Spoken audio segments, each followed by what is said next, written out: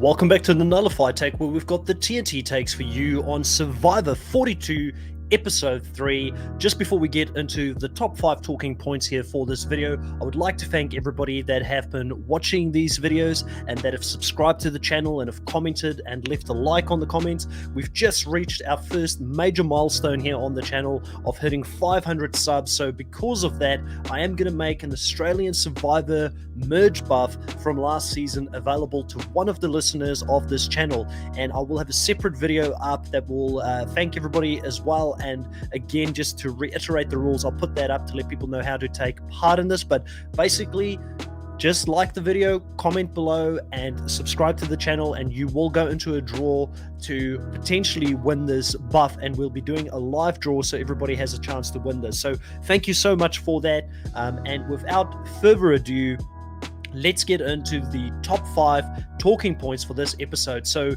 right in the beginning of this episode, we see that Maryanne feels the pressure, having just escaped the previous tribal council. She knows there's only 4 people left in that tribe, and she must feel that her butt is on the line because she goes out and looks for an idol with the likes of Omar. Lindsay is very aware of Maryanne as a potential threat, and that she already looked for that idol in the previous episode, so she's going to continue to keep an eye on Maryanne as well. And it seems like at some point, if there is going to be a break in this chain for this Taku tribe, it might be Lindsay that is going to gun for Maryanne, or vice versa. I don't think Maryanne is as aware that Lindsay's got her eyes on her as probably she should be, but she gets this beware advantage in this episode, and she is extremely nervous to open it. She doesn't know what the consequences is going to be, but she finds out after opening this in front of Omar, believe it or not, that she is going to lose her vote until all 3 idols are activated before the merge. Now, Maryanne gets the phrase that it's another classic case of the bunny rabbit having dinner in the mailbox. Jeff, where are you coming up with these ideas for your phrasing? It's crazy. And she somehow finds a way to actually make it sound kind of believable within the reward challenge, immunity challenge. I think that people probably just looked at Maryanne in the episode and thought, yeah, sounds like something Maryanne would say. She's a little bit out there, full of energy, so maybe it's just something that is getting lost in translation, but I don't think anybody thought too much of it. But obviously that is going to give Mike the heads up, and obviously a lot of the people in Mike's tribe, that green tribe, that Maryanne is the person with the idol, because that information has been freely shared amongst, I believe, 4 of them at least in that tribe. So very interesting scenario here for Maryanne. She's going to play very hard, which I love, but I do feel like she's going to burn out at some point, clearly. I mean, Omar knowing about the idol is another massive risk for Maryanne in this tribe. He knows that she doesn't have a vote. He knows how dangerous the idol can be when it gets activated. So again, Omar is the person with all the power here, which is quite interesting to see. Now, takeaway number 2, for the first time in Survivor history, we see a challenge midway through the challenge gets stopped by Jeff Probst himself. He says that he's never had to do this before because the current out there was so strong where people were struggling to swim out from the platform that they were on, collect this massively heavy ladder, and collect what I believe was keys throughout it. They had to go all the way through to the end where they had to throw sandbags onto a podium, or little podium slots that they had on a pole. But a lot of people were just struggling getting out of the ocean to begin with, and it did look brutal. There was one person who stood out massively in this specific challenge, and that was Jonathan. He's clearly a challenge beast. He's clearly standing out as the most physical and athletic person of this season, and on this specific episode he carries his tribe again on his back, literally saving their lives out there, pulling them out of it, and doing the whole challenge pretty much on his own. And Jeff does say at the end of this performance that it's one of the most dominant performances that he's ever seen in Survivor. So if the target couldn't get any bigger, Jeff Probst made sure that he would even amplify that more so for Jonathan. So you've got to wonder, I love seeing Jonathan be this dominant, physically specimen, that capable specimen out there doing these challenges, but how much of a threat is this putting on Jonathan now when it comes to the merge? Do you get rid of him prior to the merge? Do you get rid of him very early on at the merge? Because clearly he is just that much better than a lot of the people that are in this game.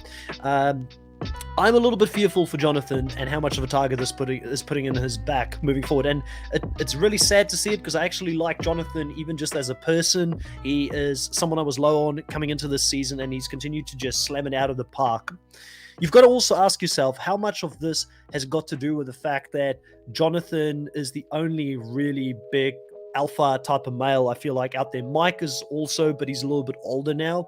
So does this actually make him stand out even more so compared to what he would have done in a normal season, which was one of the reasons I drafted him quite low in my picks, because I thought he would stand out because of these reasons. Now, takeaway number 3, Omar and Chanelle connects at Shipwreck Island, or Shipwheel Island, whatever you want to call it. The tribe that wins here, obviously the orange tribe, wins outright in the immunity challenge. They get to choose one person from the losing tribe, which is the green tribe here, to go out to the island to go make a decision. They can either choose to send 2 people from a different tribe down there, or one of themselves and then one from the losing tribe. They choose Chanelle to go there, and Omar very smartly says, I will go out there as well. They also have the information, because Omar has already heard from Maryanne what's going to happen in regards to the choice. So Omar and Chanelle, as they walk up to the peak, the summit here, they get to talk and find out each other's motivations. They immediately feel like they've got a connection and that they could work well together. I can see it. They both seem to be very cool, calm and collected and strategic people in this game. And a lot of Survivor is based on vibes. Like, do you vibe with someone? Do you think you can trust them? How do they make you feel? And clearly they are on the same wavelength. And funny enough, when it comes to the decision, even though Chanelle said to Omar that she cannot risk her vote, she cannot lose her vote because of the numbers, and specifically, I don't think she told Omar this, but she knows that one of the people in her alliance, Mike, does not have a vote. She goes and takes a risk, while Omar thinks there's no way she's taking the risk. They misread each other and they both lose their vote. So a lot of new things happening here this season that we did not see in the original season, with both people risking their vote and both losing a vote. So it's really exciting actually seeing some of these twists that maybe a lot of people were low on in the previous season, but there's different outcomes to it this time. So it makes it interesting to see how the cast itself can actually change your views on some of the twists that we're seeing within this season. So Chanelle obviously loses her vote, having to go back to camp, and that's going to become very interesting when it comes to voting time. Takeaway number 4, Daniel continues to come across as a very sloppy player. He's clearly a very intelligent and smart guy. He can crunch the numbers, but a few things this episode made me really worried for Daniel in this game. Firstly, Daniel very early on in this episode goes to Mike and Jenny and says to Mike, listen, I want to see the rules again to your idol. And Mike feels very uncomfortable with this because he's nearly lost that idol in the previous episode, but he does not want to lose Daniel as an alliance member, so he does show him the rules again. So Daniel gets to go and walk off on his own, read the rules, gets to see all the phrases and everything. He goes back to Mike, and suddenly Mike realizes that again the idol is missing, and also the instructions on how to play it. Absolutely insane how many times this idol has been lost. I would not be shocked if we don't even see this idol make its way to the merge, and if it's a casualty prior to going to the merge, just based on how sloppy the play has been here from both Mike and Daniel. But you know, Daniel at the end of the day is not, in my opinion, instilling a lot of confidence in someone like Mike here to continue to work with him long term, based on the fact that he could lose something like this. And it did look dodgy. Like, if I was out there and someone suddenly lost both the idol and the clue, I would be thinking this guy's trying to get one over me. They're trying to steal my idol or keep it away from me. I would be very, very worried about the alliance members that I've chosen in this game.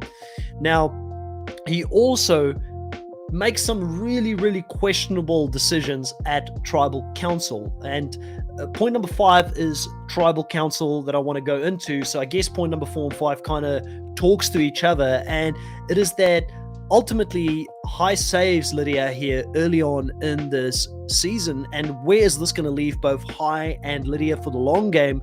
I feel like High came to play and really arrived in this episode. Clearly, we had factions of Daniel and Chanelle. They were very close. You had a faction of High and Lydia being close, and then Mike and Jenny being close in this tribe as well. They were always going to stick to the person that they're closest to in this game. But coming into this, it was one of the craziest tribal councils I've ever seen, because only 2 people ultimately at the end got to vote for who they wanted to, and 4 people had an actual vote, with 2 people losing their vote. Mike didn't have a vote. Chanelle didn't have a vote.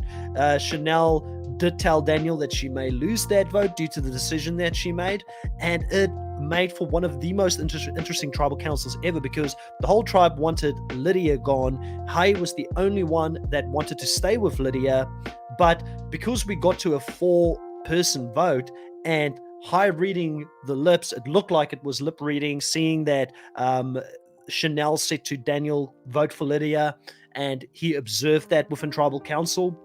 I think he switched his vote from splitting it, like both Chanelle and Daniel tried to get them to do, which would have been a smart move to get Lydia and Daniel to split their vote so that one vote goes for a different person each, and that means that their 2 votes ultimately would mean more in this case. But it does not go down that way. With 2 votes Lydia, 2 votes Jenny, and then revoting, and the same thing happens, and Jeff having to reveal who's got no votes in this episode.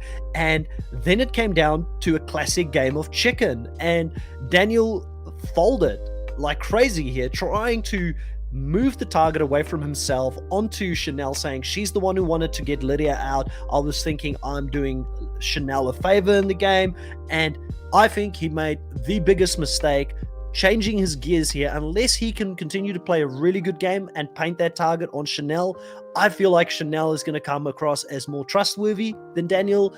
He comes across, there's something about his vibe that comes across in a way where it's not trusting, and I wouldn't trust him. He doesn't have a calmness about him. I think Chanelle does have that, even though I kind of read prior to this tribal council that she was a little bit more edgy than usual. I think Hai will probably go back to work with her, maybe a Mike even on top of it. But you can also say Daniel has the information about Mike having an idol, which I don't think Hai and Lydia knows at this stage. So that could change things a little bit in the dynamic there as well. But Hai stays firm here, reads it correctly, that Daniel says many a times he does not want to go to rocks this early in the game, and Hai is saying, I'm going to keep my vote to save my ally Lydia. You guys have to change it, and they change it. So Hai, salute. What a move by you to stand your ground very, very firmly here in this episode and saving your alliance member. Those are my 5 takeaways for this specific episode. Who are your favorite players at the moment? Do you think Hai came to play and is here for the long run, or do you think Daniel can recover? Let me know in the comments below, and like always, catch you guys next time. Bye.